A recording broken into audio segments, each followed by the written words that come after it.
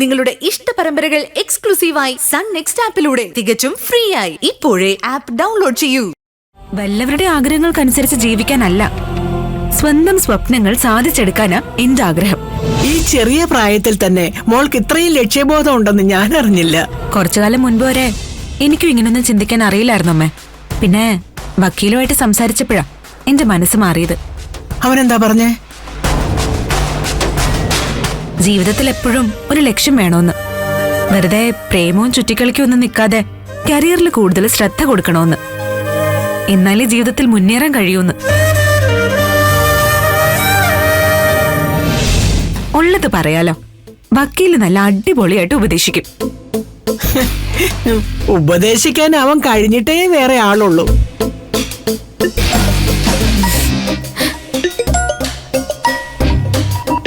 അമ്മാവനാ, ഞാനിപ്പോ വരാം.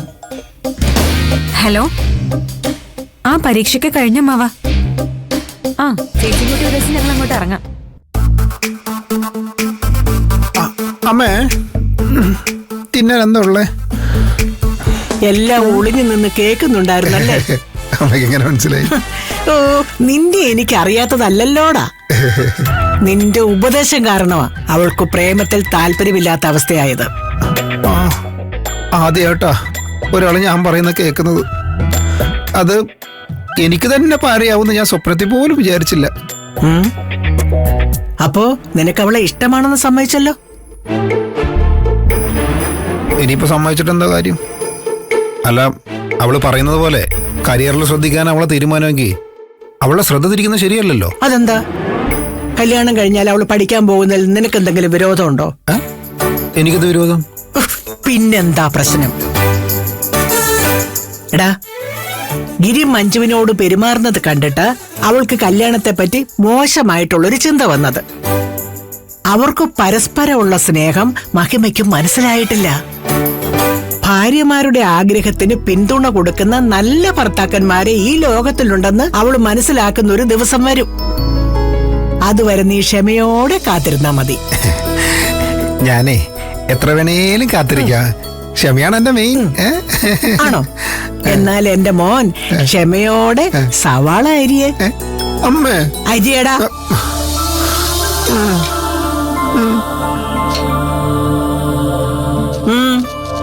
മുതലെടുക്കുകയാണല്ലേ?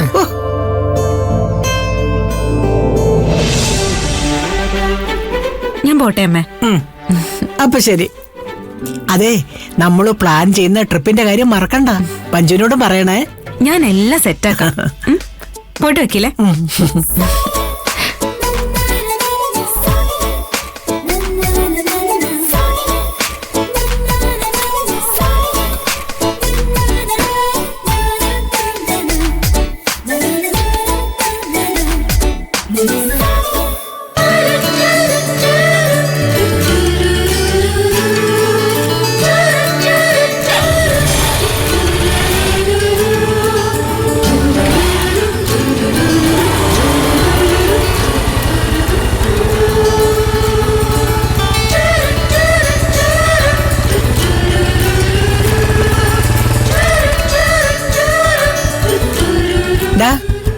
നിങ്ങൾ തമ്മിൽ പിണങ്ങിയോ?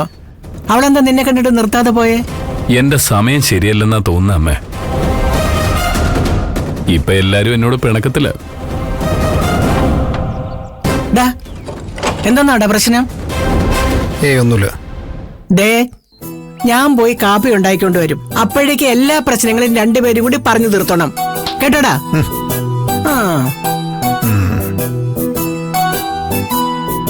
നീ സംസാരിക്കാൻ വരണമെന്ന് പറഞ്ഞതുകൊണ്ട് മാത്രമാണ് ഞാൻ മാറിയുന്നത്. ഇപ്പൊ നിന്റെ ദേഷ്യമൊക്കെ കുറഞ്ഞോ? എനിക്ക് നിന്നോട് ദേഷ്യമൊന്നുമില്ലടാ,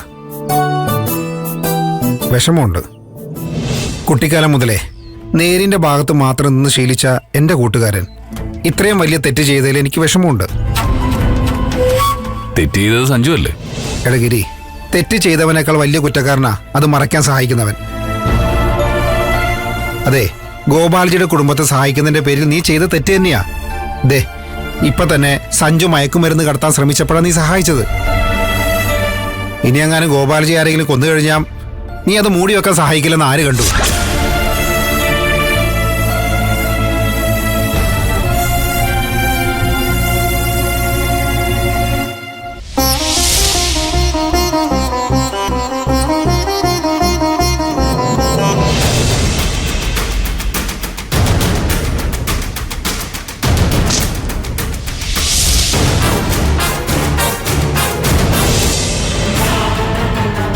ഒരു നല്ല മനുഷ്യന് ഏറ്റവും കൂടുതൽ വേണ്ടതേ ശരിയും തെറ്റും തിരിച്ചറിയാനുള്ള വിവേചന ബുദ്ധിയാ. നിനക്കത് ഉണ്ടായിരുന്നു എന്ന് എൻ്റെ വിശ്വാസം. സഞ്ജയ് രക്ഷിക്കാൻ വേണ്ടി നീ കളിച്ച കളി കണ്ടപ്പോ ആ വിശ്വാസമാണ് തകർന്നത്.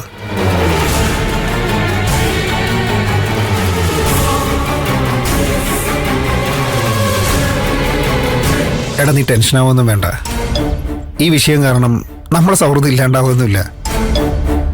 ഇത്രയും കാലം നമ്മൾ ഒരു മനസ്സും രണ്ട് ശരീരമാണെന്നാണ് ഞാൻ വിശ്വസിച്ചിരുന്നത്. എൻ്റെയും നിന്റെയും ചിന്തകളിൽ സാരമായ വ്യത്യാസമുണ്ടെന്ന് എനിക്ക് തിരിച്ചറിവുണ്ടായി. അത്രേ ഉള്ളൂ. എടാ, നമ്മൾ തമ്മിൽ വ്യത്യസ്തരായതിൻ്റെ പേരിൽ ഇത്രയും നല്ല സൗഹൃദം കളയാൻ മണ്ടനൊന്നുമല്ല ഞാൻ. എനിക്കൊരു അബദ്ധം പറ്റിപ്പോയതാടാ. എനിക്കറിയാടാ. സഞ്ജുവിന്റെ സ്ഥാനത്ത് മറ്റാരെങ്കിലും ആയിരുന്നെങ്കിലേ നീ അവന്റെ കൈകാലം തല്ലി ഓടിച്ചേനെ. സഞ്ജുവിനെ ഞാൻ വെറുതെ വിട്ടില്ല. അവന്റെ വീട്ടിൽ കയറി ഞാൻ നല്ല ഇടി കൊടുത്തിട്ടുണ്ട്. അവനിനി ഇമ്മാതിരി പരിപാടിക്ക് പോയാ ഗോപാൽജിയുടെ മകനാണെന്നുള്ള കാര്യം ഞാൻ മറക്കുമെന്നും പറഞ്ഞു.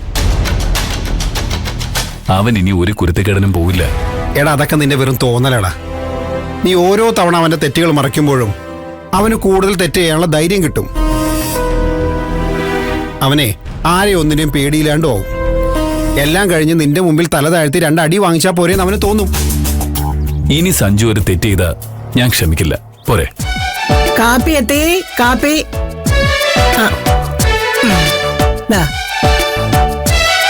പ്രശ്നങ്ങളൊക്കെ പറഞ്ഞു തീർത്തോ?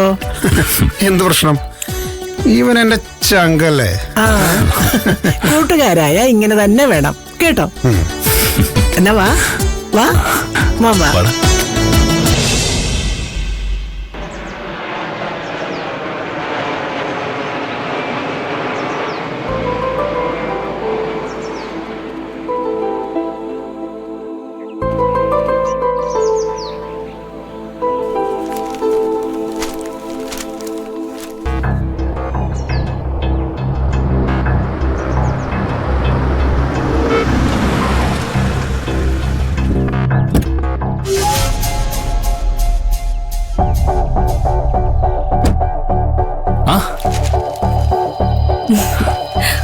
വാ വാ.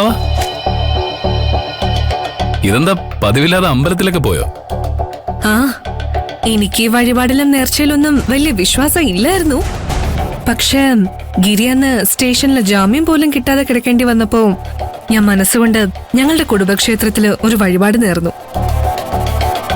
ആ, ഗിരി പുറത്തിറങ്ങിയത് അതുകൊണ്ടൊന്നും ആയിരിക്കില്ല. പക്ഷെ എന്റെ ഒരു മനസ്സമാധാനത്തിന് ഞാൻ വഴിപാടങ്ങ് നടത്തി. ദാ പുഷ്പാഞ്ജലിയുടെ പ്രസാദം. ഞാൻ കുളിച്ചിട്ടില്ല.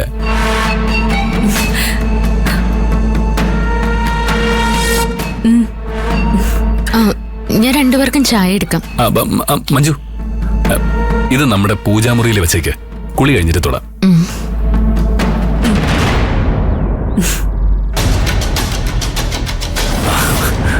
കുറച്ചു കാലം മുമ്പ് വരെ ശാലിനി അമ്പലത്തിൽ വെച്ച് കണ്ടു എന്ന് ആരെങ്കിലും പറഞ്ഞ ഞാൻ വിശ്വസിക്കില്ലായിരുന്നു.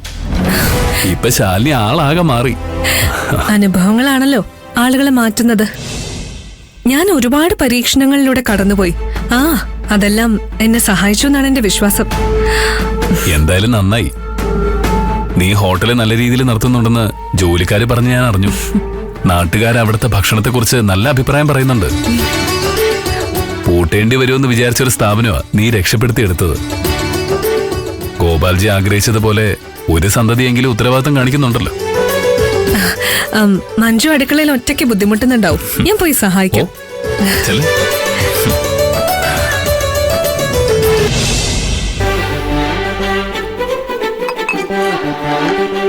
മഞ്ജു, ഞാൻ എന്തെങ്കിലും സഹായിക്കണോ?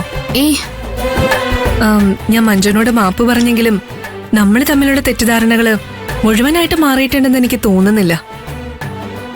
നമ്മൾ തമ്മിൽ ഇപ്പോഴും ഒരു അകൽച്ച ഉള്ള പോലെ എനിക്ക് തോന്നുന്നു. നമ്മൾ തമ്മിൽ ഒരുപാട് തവണ ഉടക്കിയിട്ടുണ്ട്. പക്ഷെ അതെല്ലാം കഴിഞ്ഞ കാര്യങ്ങളാ. നമുക്കതെല്ലാം മറന്നൂടെ? ഫ്രണ്ട്സ് ആയിക്കൂടെ?